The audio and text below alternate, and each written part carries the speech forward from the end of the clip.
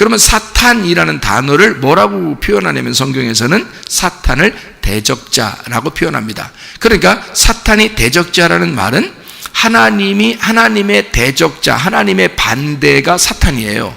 그러면 사탄의 대적자, 사탄의 반대는 하나님이란 얘기야. 맞죠? 그래서 다윗을 인구조사하라고 할 때도 하나님이 인구조사하라고 했고, 그리고 역대상에는 사탄이 일어나서 인구조사를 하라고 했단 말이에요. 한쪽에서는 사탄이 한 게 아니라 하나님이 인구조사하라고 해놓고, 한쪽에서는 사탄이 인구조사를 하겠다, 이렇게 완전 반대로 써놓죠, 성경이. 그죠? 그러면 사탄의 역할도 하나님의 역할이었던 거죠. 무슨 말인지 알겠어요? 그러면 하나님의 역할에서 두 가지를 볼 수 있다는 얘기입니다. 하나님의 역할, 그러니까 천국도 지옥도 모든 것을 다 누가 통치하는 거냐? 하나님이 통치하잖아요. 하나님이 통치하잖아. 그러면 하나님이 다 다스리는 왕이에요. 모든 것의 왕이야, 하나님이. 그렇죠? 그러니까 이 사탄의 역할과 하나님의 역할을, 이 두 가지를 하나님이 다 포함하고 있단 말이죠. 그래야 성경이 올바른 얘기가 된다는 얘기예요. 그렇지 않으면 이해가 잘 안 되는 거죠. 만약에 아브라함을 시험할 때도 마찬가지죠. 또 베드로를 시험할 때도 마찬가지입니다.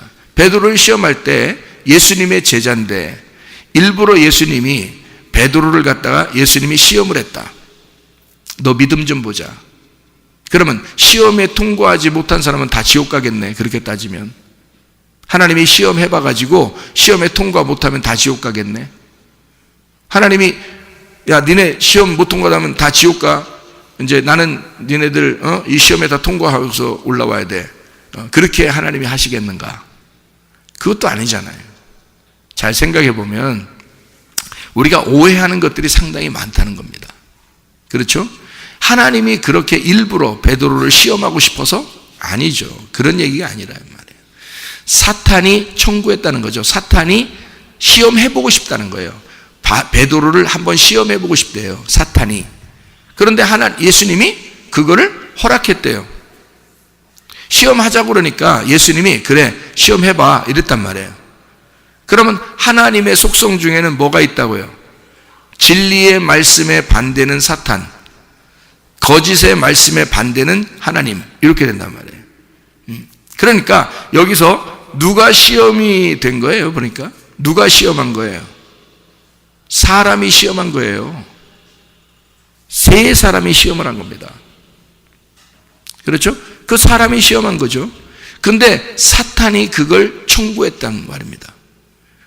그러면 성경은 어떻게 돼 있다고요? 두 가지로 돼 있다고. 하나는 거짓, 하나는 진실, 이렇게 돼 있어요. 성경 기죠? 선악과 그리고 생명나무, 이렇게 돼 있단 말이에요. 그럼 우리를 청구하고 우리를 넘어지나 안 넘어지나 시험하는 것은 다 뭐예요? 율법입니다. 그렇죠? 시험하는 거니까. 그러면 시험하는 건 하나님의 마음이겠어요? 율법이라고 하는 사탄의 마음이겠어요? 사탄의 마음인 거예요. 그러니까 사탄이 한번 해보자는 거 아니에요? 베드로 한번 보자는 거 아니에요? 근데 예수님이 그걸 안 돼. 야, 베드로 3번씩이나 부인할 거야. 안 돼. 너 시험하면 안 돼. 금방 넘어진다, 쟤 금방 넘어진다.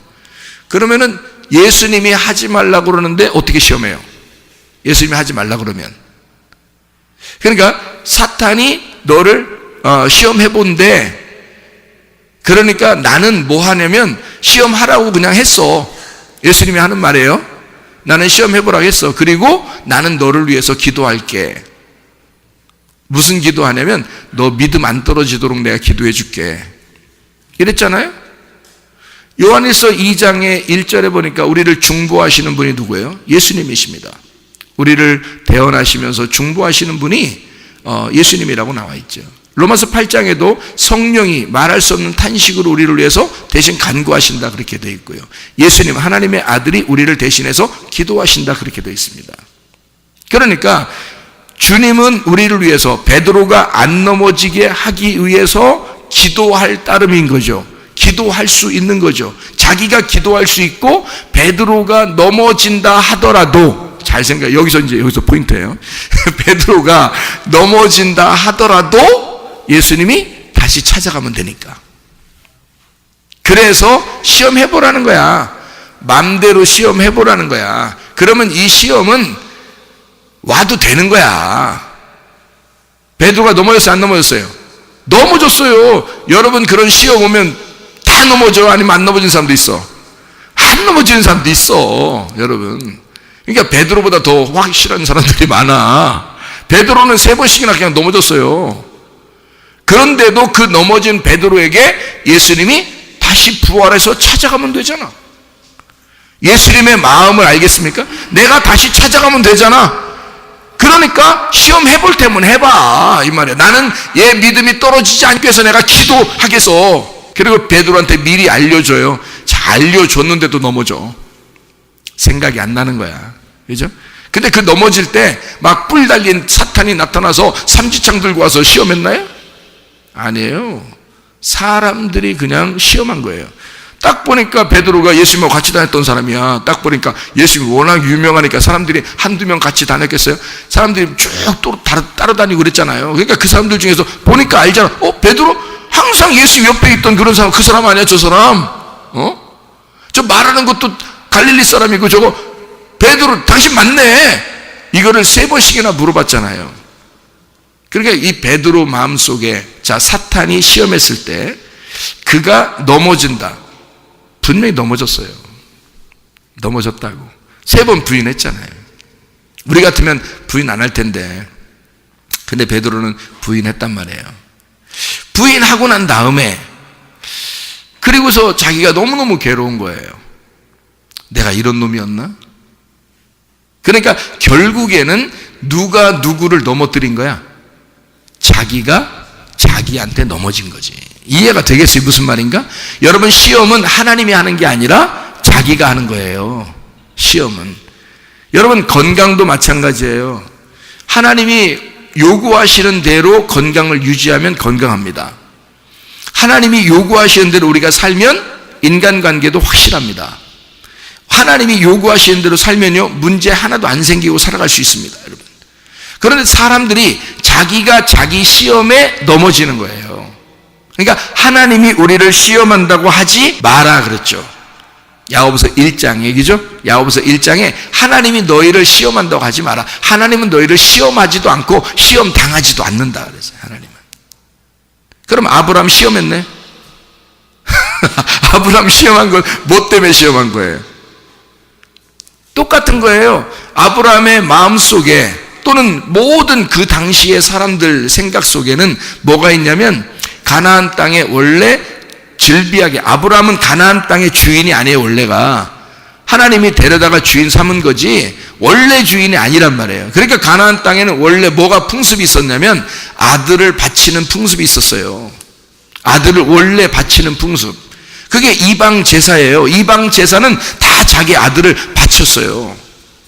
그게 이방신들의 어떤 그 바라는 것들이었거든요. 이방신들은 아들들을 자꾸 바치라는 거야. 그 어디서부터 그게 알았던 것 같아요? 어디서부터? 그 이방신들을 숭배하는 이런 사람들도 다 아담의 자손이에요. 아담의 자손들. 그래서 이 사람들이 다 아들 바치는 걸 어디서 알았는지 아들들을 바치고 있는 거예요. 그러니까 아브라함도 아들을 바친다.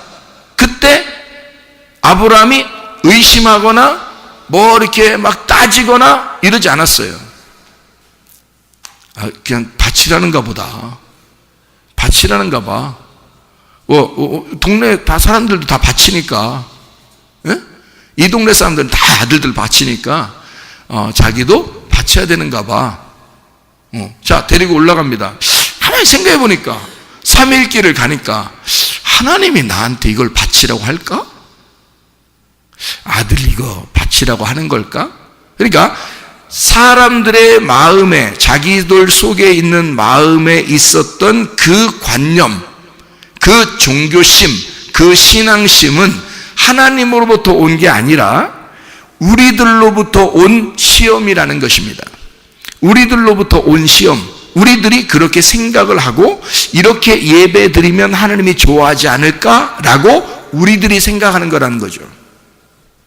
자, 사람들의 생각은 어떻게, 이방신들 숭배하는 사람들도 다 어떻게 하면 하나님이나 자기들이 신이, 자기들의 섬기는 신이 좋아할까라고 생각했냐면 자기들 아들들 다 바치고 그러면, 그러면 하나님이 좋아하실 거라고 생각해요. 그 사람들도. 그런 모든 사람들의 생각은 거기에 바치고 자기가 드리고 이러면 좋아하는 건 줄 생각하고 있었던 거죠. 근데 아브라함은 하나님을 처음에는 몰랐죠. 제대로. 하나님이 아들 준다 그러니까 그냥 받았고요. 그래서 그냥 키우고 있는데 또 바치라고 그러니까 그냥 원래 동네 사람들 다 그러니까 그냥 원래 이게 바치는가 보다 하고서 또 데리고 올라가다가 한 3일 길쯤 올라가니까 깨달은 거예요. 하나님이 내 아들을 받으실까? 그래서 나한테 데려오라고 했을까? 그런다면 그게 하나님 아니지. 잘 생각해요. 그런다면 진짜 그런 하나님이라면 그건 하나님이 아니지. 이거를 아브라함이 깨달은 거죠. 자, 아브라함이 어떤 식으로 깨달았을까요? 3일길 가보니까 하늘문이 열린 거야. 자기가 하나님은 그런 하나님이 아니라는 걸 깨달은 거야. 하나님은 내 아들 이렇게 주시는 것도 하나님의 사랑이었어. 내가 죽은 몸과 같은 나의 몸, 또 내 아내도 죽은 몸과 같은 그 몸에서 이 아들을 주셨어. 그러면 죽음에서 부활한 이 아들을 하나님이 받으시겠어? 그런 게 아니지. 자기 아들을, 내 아들을 위해서 자기 아들을 준비하실 거야. 그게 이제 창세기 22장에 어떻게 그 말을 이해할 수 있어요? 이삭이 아브라함과 같이 올라가면서 물어봅니다. 자, 번제할 번제할 양이 어디 있습니까? 물어보잖아요. 그 이삭도 다 안단 얘기야. 제사 드릴 때는 어떻게 드리는지 다 안단 말이에요. 그러면 양은 안 끌고 가고 자기를 데리고 간단 말이에요. 동네에서 애들이 많이 죽었는데 자기를 끌고 올라가, 아버지가. 그러니까 나무도 가지고 가고, 그리고 불도 있는데, 근데 양은 없어. 근데 자기 손잡고 가. 그러면 누구 드리겠다는 거야, 이거? 근데 이제 아브라함의 그 대답에서 이게 알 수 있는 거죠. 아브라함이 뭐라고 대답하냐면, 내 아들아, 하나님은 너를 받으실 게 아니야. 그리고 하나님은 자기를 위하여 자기가 준비할 것이다. 자기를 위하여 자기가 준비할 것이다. 이걸 아브라함이 알았다는 거죠. 아브라함이 그걸 알았다는 거죠. 하나님은 자기가 자기를 위하여 예물을 준비하실 것이다. 그게 자기 아들인 거예요. 그러니까 이게 완전히 반대였던 거죠. 그 당시에 동네에 있던 모든 사람들은 자기 아들들을 바쳤어요. 근데 아브라함이 믿는 하나님은 반대였어. 하나님은 우리들의 아들을 받으시려고 하는 게 아니라 자기 아들을 우리한테 주고 싶었던 거예요. 자기 아들을. 완전히 반대야. 다른 사람들은 자기들이 믿는 신이, 자기들이 어떻게든지 하나님 앞에 자기 아들을 드려야, 그 신을 내게 드려야 하나님이 좋아하는 줄 알고 그렇게 사람들은 예배를 드리고 있었단 말이에요. 모든 사람들은. 그런데 아브라함의 하나님만이 반대였어. 아브라함의 하나님은 사람들의 아들들을 바라지 않았던 거예요. 자기 아들을 우리에게 이 땅에 내려주고 싶었던 거예요. 이거를 아브라함이 깨달은 거예요. 그러니까 아들 이삭에게 하나님이 자기를 위해서 자기가 준비할 거야. 우리는 걱정하지 않아도 돼. 하고 올라갔는데 세상에 애를 갖다가 잡아가지고 위에 올려놓을 때까지 대답이 없는 거야, 하나님이. 그러면 이제 거기서 믿음이 흔들리겠어, 안 흔들리겠어, 우리 같으면. 이거 아닌가? 이거 이러다 진짜 죽는 거 아닌가? 우리 같으면 믿음이 약간 흔들릴 수도 있잖아요, 그죠? 그런데 거기서 또 흔들리지 않았어. 끝까지. 내 아들, 여기 이삭을 죽여도 살릴 거야. 응? 이 아들을 죽여도 살릴 거야. 그런 믿음이 확 들어왔어, 이 아브라함에게. 그 정도로 하나님은 내 아들을 죽기를 원하지 않는다. 내 아들을 살릴 것이다. 자기가 자기 재물을 준비해서라도 내 아들을 살릴 것이다 라고 끝까지 믿은 거예요. 그 아들을 올려놓고 잡으려고 할 때까지도 그걸 믿은 거야. 세상에. 그러니까 누가 다급해졌어? 하나님이 다급해졌어.